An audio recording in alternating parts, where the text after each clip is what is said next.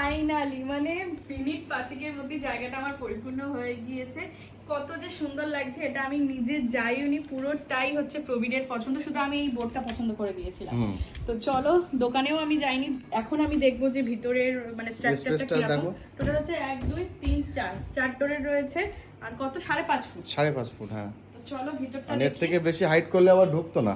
হ্যাঁ, এই যে দেখো যথেষ্ট বড় আছে। 1 2 3 4 চারটে থাক রয়েছে এখানটাতেও সেম ভাবে। আর আমরা আলাদা করে লকার ফকার করিনি, কারণ হচ্ছে এটা তো আমাদের জায়গা। হ্যাঁ, দাঁড়াও তোমাদেরকে এর ভিতরটা ভালো করে দেখাই।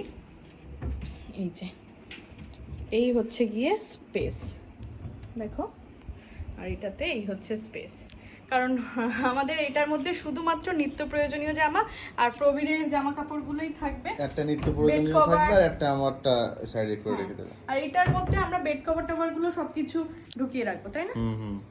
তাহলে কি একদম সেপারেট হয়ে যাবে। মানে এখন জামা কাপড়ের মানে প্রচুর বেশি হয়ে গেছে। আর এই জিনিসটা দেখি সিঁড়ির ঘরে রেখে দিয়ে আসবো। হ্যাঁ, ওখানে রেখে দেব, ওখানে জুতো ফুতো রাখা যাবে। হ্যাঁ।